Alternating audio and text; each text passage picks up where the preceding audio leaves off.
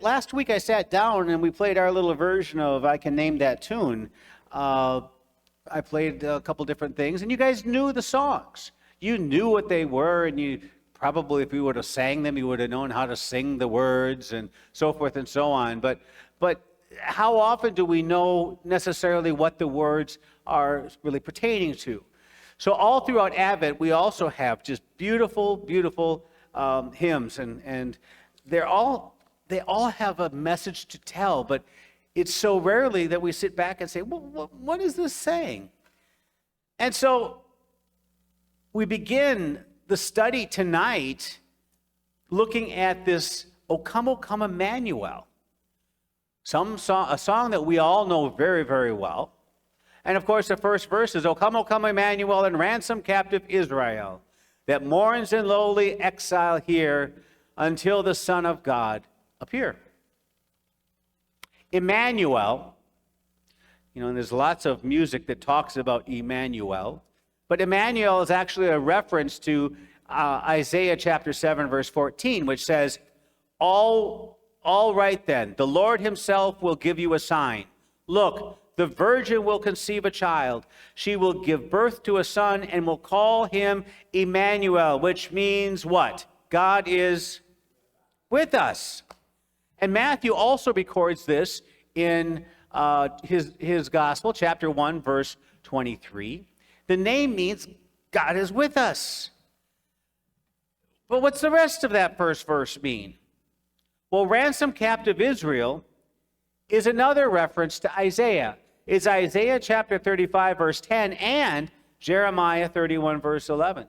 These passages tell us that the prophets speak of Israel in their bondage, and the redemption of the Lord performs on behalf of Israel to restore them to Zion, to restore them to where they were. However, although the Israelites were physically restored out of captivity into Zion, into the land, they remained in spiritual exile. What do I mean by that? Well, even in captivity, Israel struggled with sins. They had a big thing. If you ever read the book of Ezra chapter 10 talks about all of the intermarriage that was going on, and neglecting to give to the Lord.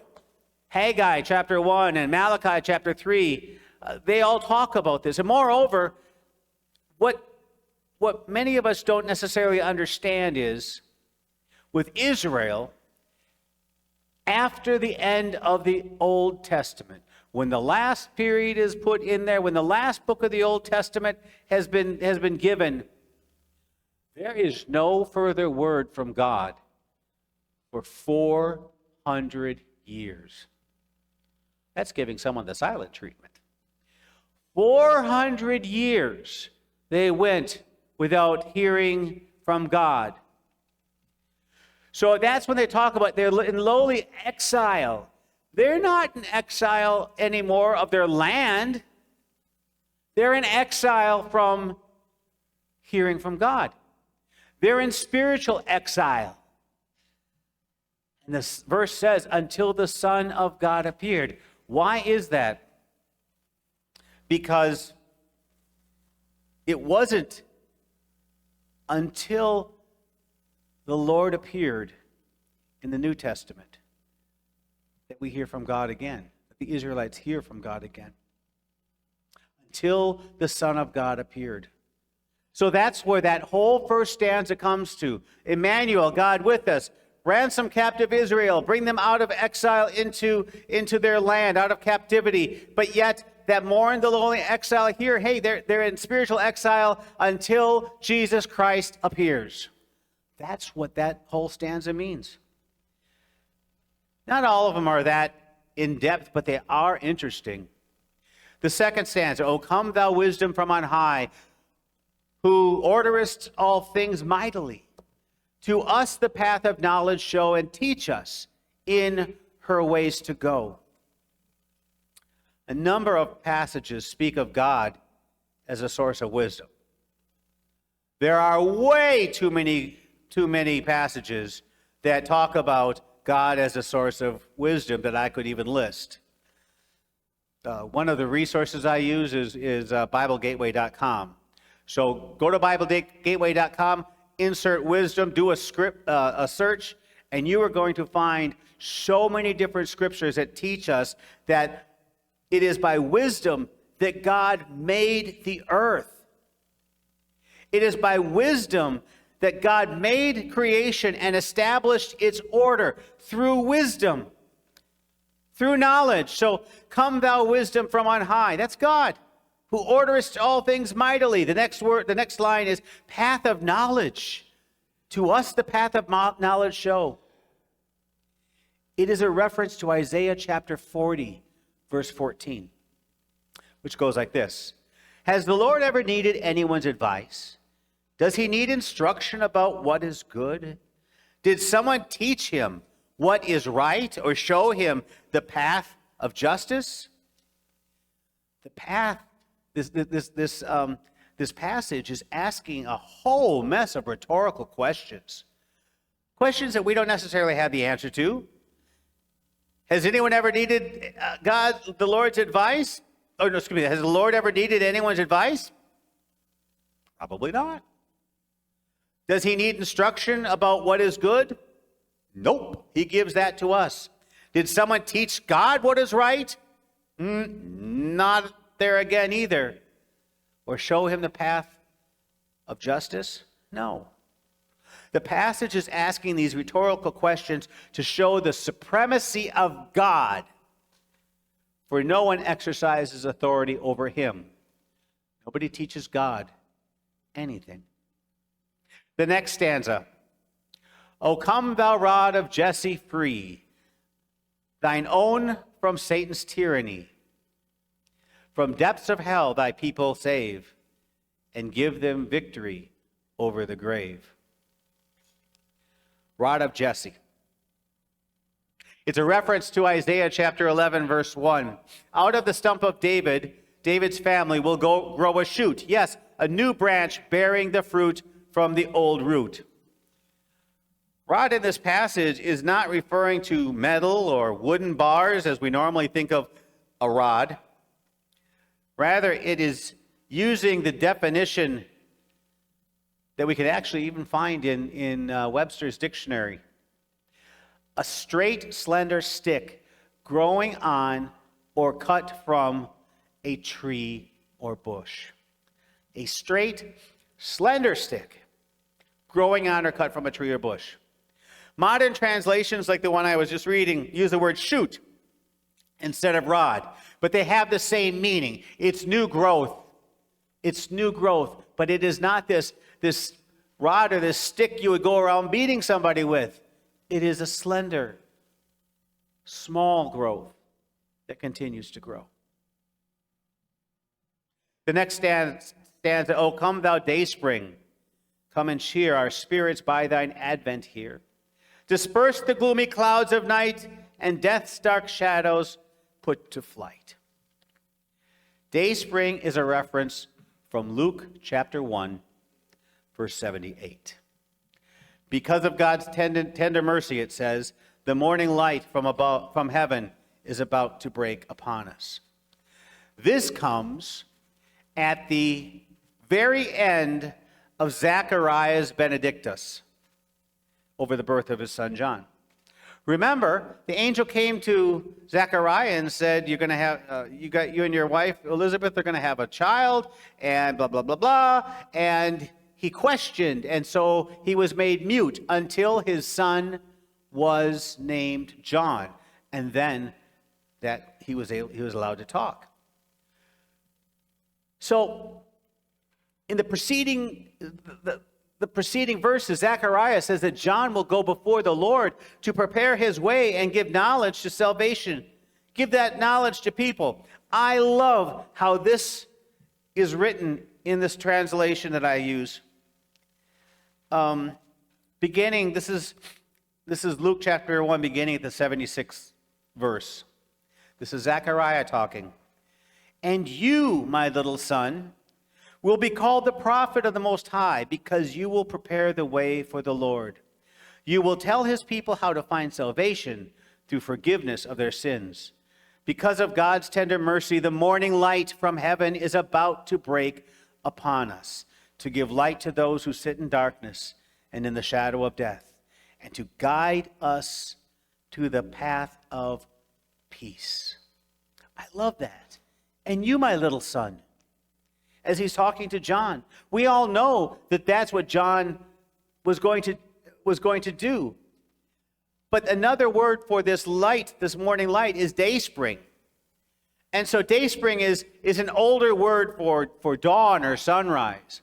And it's because Christ is the sunrise that he disperses the clouds of the night and he causes the dark shadow to flee into the light, to flee from the light. The next stanza, O come thou key of David, come, and open wide our heavenly home. Make safe the way that leads on high, and close the path to misery. Key of David, again, is a reference to Isaiah. Isaiah chapter 22, verse 22. I will give him the key to the house of David, the highest position in the royal court. When he opens doors, no one will be able to close them. When he closes doors, no one will be able to open them. Let me say that again. This is so important. He's got the key, and when he opens doors, no one will be able to close them.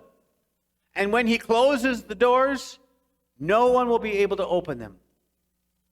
In the original prophecy, Isaiah is speaking this in reference to Eliakim, the son of Hilkiah, who was the finance minister under King Hezekiah. The name Eliakim means whom God will raise up. However, the statement, he shall open and none shall shut, he shall shut and none shall open, is clearly prophetic of Jesus as the Messiah. As a matter of fact, Jesus gives these words to John in the book of Revelation once again. In the book of Revelation, chapter 3, verse 7, Jesus says, write these words for they are trustworthy and true. And John is writing a letter to the church of Philadelphia, and it says, the words of the Holy One, the true one, who has the key of David, who opens and no one will shut, who shuts and no one opens. So it's all repeated again from the Isaiah text. The words. Christ has the key of David. He has the authority to open and shut the gates of heaven. He is the one who has gone to prepare a place for us. John 14, verse 2. He has gone to prepare a place for us as our heavenly home. Monday I did the pastor in Fall Creek. His grandfather had passed away. Pastor at St. John, Pastor Harris. And they had one of their lifelong members pass away. He was 93. And I was privileged enough to go there and preach the good word to them. But one of the things that they had was, it was called the Fisherman's Prayer. And the Fisherman's Prayer talks about when, this was on the memorial card, a good fisherman knows when it's time just to go home because there's nothing biting. A good fisherman knows when that time is. And so, you're out there fishing and you're catching and you're tossing back and you're fishing and then the biting stops. And hey, you know what? It's time to go home. And so it is that in this bulletin, the memorial card, I found those words to be so poignant because it reminded me of the fact that Jesus said to his disciples, if it were not so, would I tell you I'm going to prepare a place for you? And if I do that, then I surely am going to come and get you. So that's prophetic of all of this. He has the key to heaven. He has the key of David. He can open the door and no one can shut it. He can shut the door and it will never be opened. Next stanza, O come thou root of Jesse's tree. And in sign and an ensign of thy people be. Before thee rulers silent fall, all peoples on thy mercy call. The root of Jesse, like the rod of Jesse, is also from Isaiah 11, but this time it's from verse 10. And in that day there shall be a root of Jesse, which shall stand for an ensign of the people. To it shall the Gentiles seek, and his rest shall be glorious. And Paul would later use this quote again in Romans chapter 15, verse 12. I know I'm throwing a lot of Bible out to you guys, but I want you to understand when we sing some of these hymns, this is what this stuff is based on. There's like Little Orphan Annie's Ovaltine Secret Code Messenger or something like that, where there's meaning behind what's said. There's meaning. And so the root of Jesse, the rod of Jesse, and Paul then again uses this again in Romans. David in Psalm 110 verse 1 refers to him as Lord. If then David calls him Lord, then how is he his son? That's an interesting question.